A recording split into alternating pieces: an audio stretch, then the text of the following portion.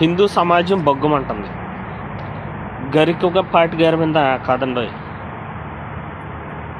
బొక్కలో పుచ్చకాయ పట్టుకుని వచ్చి హిందూ దేవీ దేవతలతో పాటు గరికపాటి గారి లాంటి హిందూ ఉద్దన్నులని మాట్లాడినటువంటి నా అన్వేషణ అనేటోడు.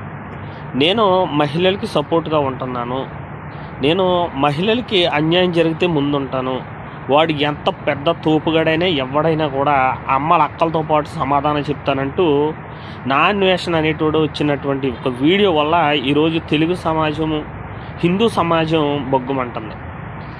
అయితే హిందూ సంఘాలు అనేక మంది ఉన్నాయి, అనేక మంది హిందూ దేవతల గురించి పోరాటాలు, హిందుత్వం గురించి పోరాటాలు చేసే వాళ్ళు ఉన్నారు.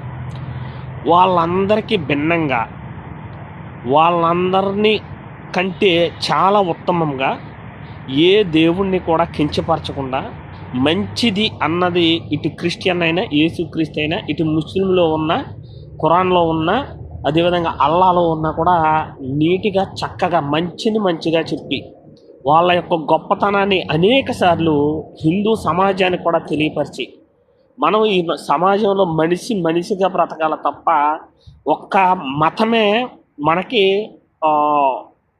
బ్రతుకు కాదు అని అనేక సార్లు చెప్పినటువంటి ఇటు క్రైస్తవ్యంలోనూ ఇటు ముస్లింలలోనూ మంచి పేరు, మంచి గౌరవం తెచ్చుకున్నటువంటి గరికపాటి గారిని ఎంత అసభ్యకరంగా మాట్లాడాడంటే ఇది చెప్పడానికి వినడానికి కూడా చాలా బాధాకరంగా ఉన్నది.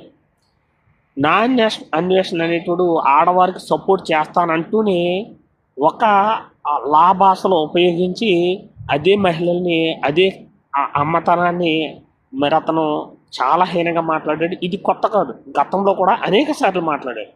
కానీ గతంలో వాడు కొన్ని మంచి కార్యక్రమాల గురించి మాట్లాడుతున్నాడని అనేక మంది సపోర్ట్ చేశారు. అందులో భాగంగా సజ్జనర్ సార్ కూడా ఆయనకి వీడియో కాల్లో మాట్లాడటం జరిగింది. ఆ వీడియోలో కాల్లో కూడా వాడు ఒక వల్గారిటీ మాట మాట్లాడాడు.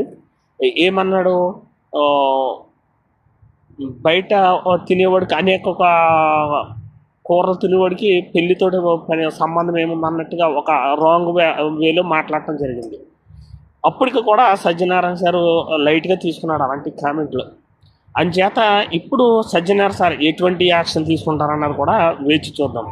ఇలాంటి చీడ పురుగు అనేక సార్లు హిందూ అటు ముస్లిమ్స్ని, క్రైస్తవుని కూడా తోలనాడి మాట్లాడాడు. కానీ ఆ రోజుల్లో కనుక హిందువులందరూ ఏకమై మొత్తం సమాజం అంతా ఏకమై ఖండించుంటే కనుక ఈ రోజు ఈ పరిస్థితిలోకి వచ్చిండేవాడు కాదు.